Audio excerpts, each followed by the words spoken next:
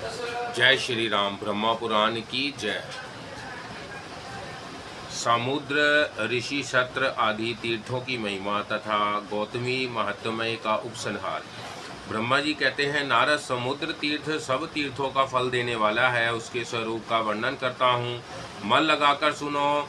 गौतम के विदा करने पर पाप नाशिनी गंगा जब तीनों लोकों का उपकार करने के लिए ब्रह्मगिरि से पूर्व समुद्र की ओर चली, तब मार्ग में मैंने उनके जल को लेकर कमंडलू में धारण किया। परमात्मा शिव ने उन्हें मस्तक पर चढ़ाया। वह भगवान विष्णु के चरणों से प्रकट हुई है। ब्रह्म ऋषि गौतम ने मृत्यु लोक में उनका अवतरण कराया है। वह स्मरण मात्र से सब पापों का नाश करने वाली है और गुरुओं की भी गुरु है। समुद्र ने जब उन्हें अपनी ओर आते देखा, तब मन ही मन विचार किया, जो संपूर्ण जगत की वंदनीय और सबकी ईश्वरी है, जिन्हें ब्रह्मा तथा शिव आदि देवता भी मस्तक झुकाते हैं, उनके स्वागत में मुझे कुछ दूर आगे तक जाना चाहिए, नहीं तो मेरे घर में दोष आएगा। जो अपने घर आते हुए महापुरुष को लेने के लिए मोहवश स्वयं उपस्थित नहीं होता, उस पापी की रक्षा करने वाला दोनों लोकों में कोई नहीं है। यो विचार कर समुद्र मूर्तिमान हो हाथ जोड़े विनीत भाव से गंगा जी के समीप आया और इस प्रकार बोला, देवी, तुम्हारा यह जल जो आकाश पाताल और मृत्यु लोक में फैला हुआ है, मुझ में आकर मिले, इसके लिए मैं कुछ भी नहीं करूँगा। मेरे भीतर रत्न, अमृत, पर्वत, राक्षस और असुर रहते हैं। इनको तथा अन्याय भयंकर जल जंतुओं को भी मैं धारण करता हूँ। मेरे जल में लक्ष्मी सहित भगवान विष्णु सदा शयन करते हैं। इस चराचर जगत में मेरे लिए कुछ भी असंभव नहीं है। मैं तुम्हारे स्वागत में यहाँ तक आया हूँ। जो अपने से बड़े के आने पर अहंकारवश आगे बढ़कर उसका स्वागत नहीं करता, वह धर्म आदि से भ्रष्ट होकर नरक में पड़ता है। भगवती गंगा, तुम से एक प्रार्थना करता हूँ, तुम 7 धाराओं में आकर मुझ से मिलो। यदि एक ही धारा के रूप में आकर मिलोगी तो मैं तुम्हारे दूसरे वेग को धारण ना कर सकूंगा। समुद्र का यह वचन सुनकर गौतमी गंगा ने कहा, तुम मेरी यह बात मानो। सप्त ऋषियों की जो अनुदति आदि पत्नियां हैं, उन सब को उनके पतियों सहित ले आओ, तब मैं छोटे रूप में हो जाऊंगी। बहुत अच्छा कहकर समुद्र सप्तऋषियों और उनकी पत्नियों को ले आया। तब गोदावरी देवी 7 धाराओं में विभक्त हो गई और उसी रूप में उनका समुद्र से संगम हुआ।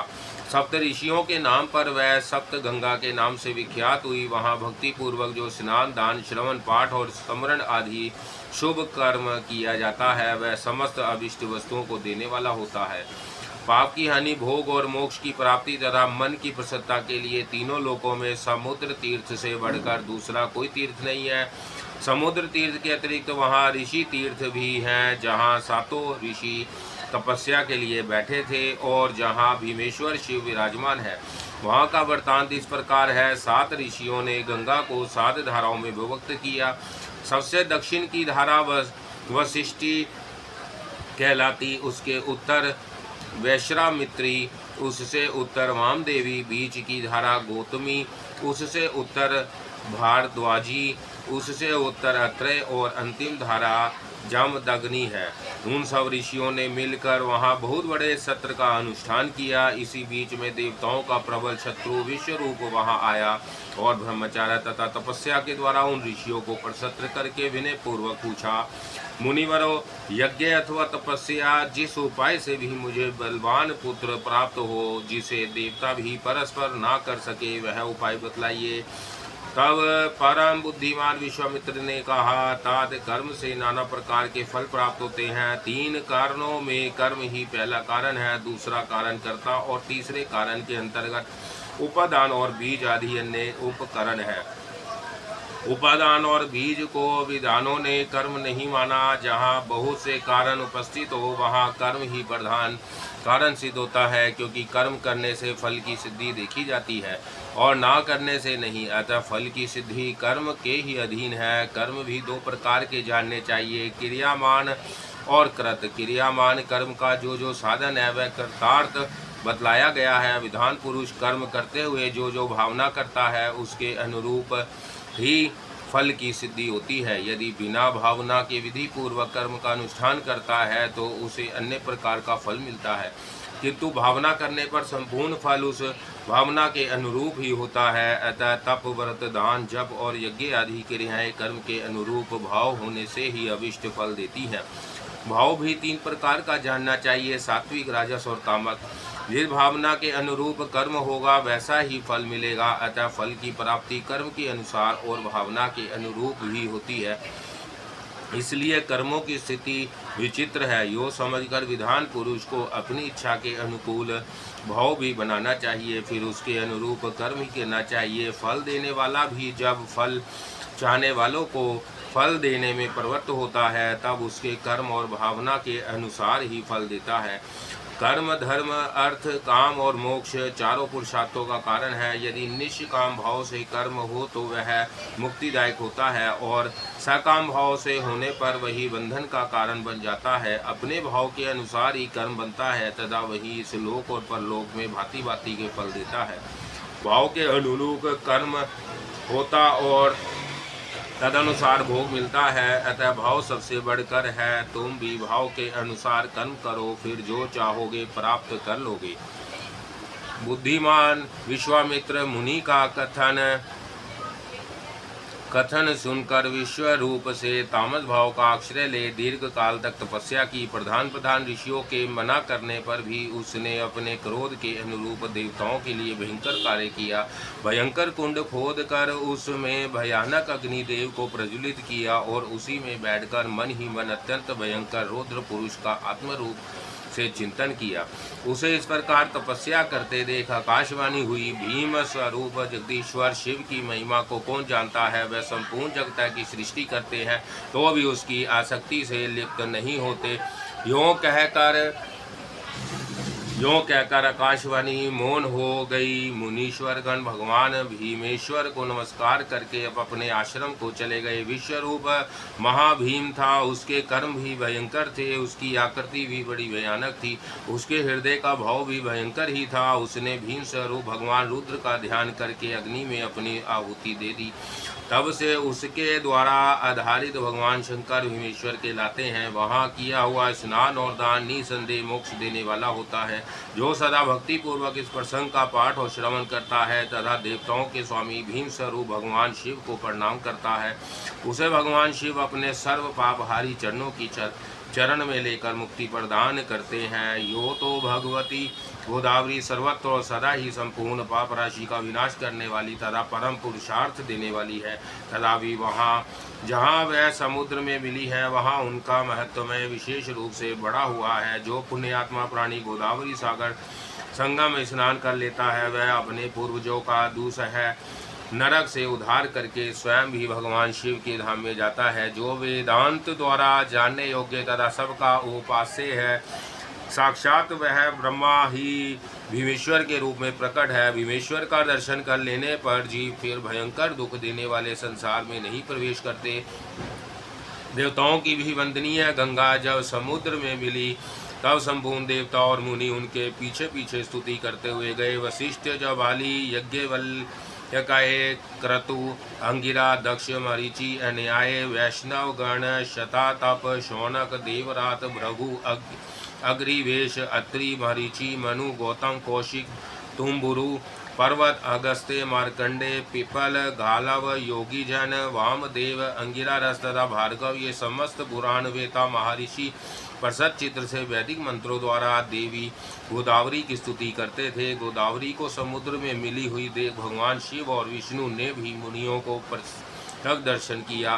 देवताओं और पितरों ने भी सबकी पीड़ा दूर करने वाले उन दोनों देवताओं का दर्शन और सत्वन किया। आदित्य, वसु, रुद्र, मरुदगण, लोकपाल ये सब हाथ जोड़कर भगवान शिव और विष्णु की स्तुति करते थे। समुद्र और गंगा के सातों प्रसिद्ध संगमों पर सदा भगवान शिव और विष्णु स्थित रहते हैं।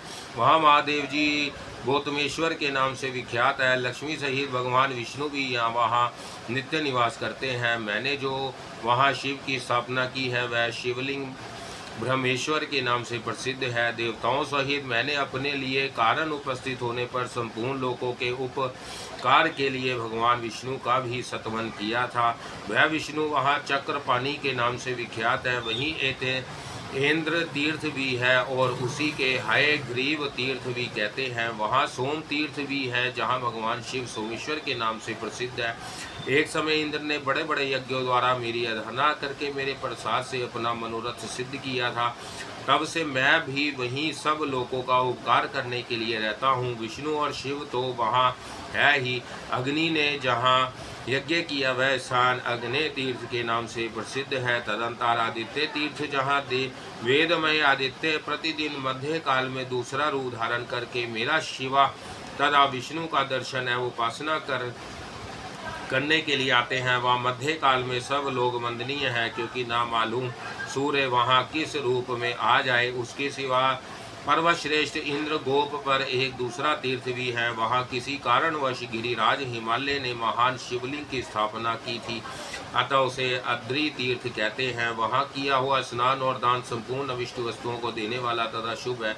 इस प्रकार गौतमी गंगा ब्रह्मगिरी से निकलकर जहाँ समुद्र में मिली और वहाँ तक के कुछ तीर्थों का मैंने संक्षेप से वर्णन किया है। गौतमी गंगा वेद और पुराणों में भी प्रसिद्ध है। ऋषि द्वारा भी उनकी बड़ी ख्याति हुई है। संपूर्ण विश्व ने उनके चरणों में मस्तक झुकाया है। उनका प्रभाव अत्यंत महान है। नारद किस में इतनी शक्ति है जो गोदावरी की महिमा का पूरा वर्णन कर सके, जो भक्ति पूर्वक उनके गुणगान में प्रवृत्त हो, यथाचित उनकी महिमा का दिग्दर्शन कराता है, उसके ऐसा करने में निसंदेह कोई अपराध नहीं है। इसलिए मैंने भी लोक कल्याण के उद्देश्य से अत्यंत प्रयास करके गंगा के महत्वमय को संक्षेप से सूचित किया है। कौन गोदावरी के प्रत्येक तीर्थ का प्रभाव बता सकता है? कहीं किसी स्थान पर किसी विशेष समय में कोई उत्तम तीर्थ प्रकट होते हैं, परंतु गौतमी में सर्वत्र और सदा ही तीर्थों का वास है। वह मनुष्यों के लिए सब जगह और सब समय पवित्र है। उनके गुणों का वर्णन कौन कर सकता है? उनके लिए तो केवल नमस्कार करना ही उचित जान पड़ता है। नारद जी ने कहा, सुरेश्वर, आप गंगा को तीनों देवताओं से संबंध रखने वाले बताते हैं। ब्रह्म ऋषि गौतम द्वारा लाई हुई लोक पावनी गंगा परम पवित्र और कल्याणमयी है। उनके आदि मध्य और अंत में दोनों तटों पर भगवान विष्णु शिव तथा आप व्यापक है। उनकी महिमा सुनने से मुझे तृप्ति नहीं होती। आप उन्हें संक्षेप से उनका महत्व में बतलाइए।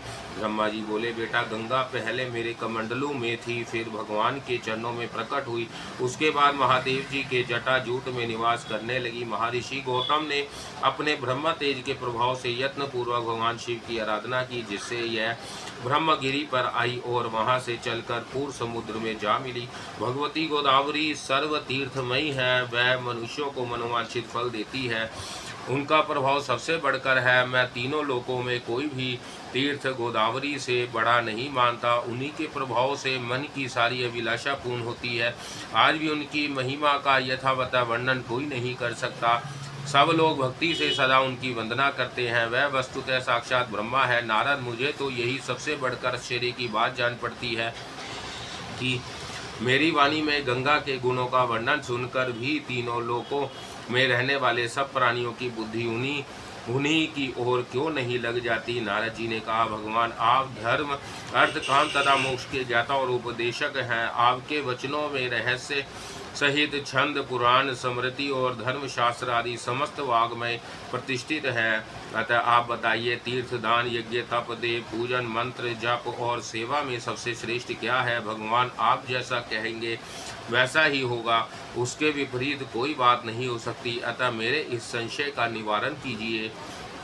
ब्रह्मा जी बोले, नारद, सुनो, मैं रहस्यमय उत्तम धर्म का वर्णन करता हूँ। 4 प्रकार के तीर्थ हैं, 4 ही युग हैं, 3 गुण, 3 पुरुष और 3 ही सनातन देवता है। स्मृतियों सहित वेद 4 बताए गए हैं। पुरुषार्थ भी 4 ही हैं और वाणी के भी 4 ही वेद हैं।